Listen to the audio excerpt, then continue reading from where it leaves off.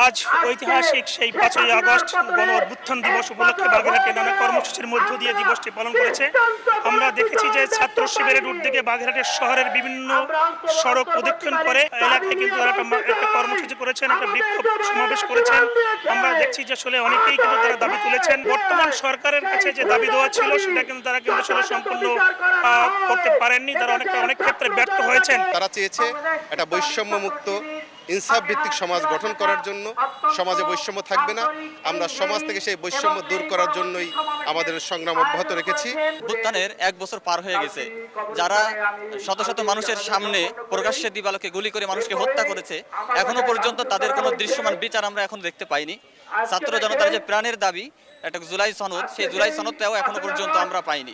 তাদের সেই ক্ষমতা নিয়ে সবকিছু করে বেড়াচ্ছে, কিন্তু যে বিচার আমরা চেয়েছিলাম, যে যারা আমাদের সাধারণ ছাত্রদেরকে গুলি করে হত্যা করলো, যারা নির্বিচারে গণহত্যা চালালো, তারা সেই বিচারের করিনি, বরঞ্চ তারা সেই তাদের রাষ্ট্রের সেই ক্ষমতা উপভোগ করতেছে। রাজনৈতিক ব্যক্তিরা বলেছেন যে আগে যৌক্তিক নির্বাচনের যুক্তিযুক্তভাবে যদি তারা সম্পন্ন করতে পারে তাহলে নির্বাচন চাই। আগে সংস্কার, তারপরে নির্বাচনটা হতে হবে খুব দ্রুতভাবে, সবকিছু মিলেই। এমনটাই কিন্তু জানিয়েছেন এখানে যারা রয়েছেন ছাত্র শিবিরের যে এখানে জেলা পর্যায়ের নেতা নেতৃবৃন্দ রয়েছেন।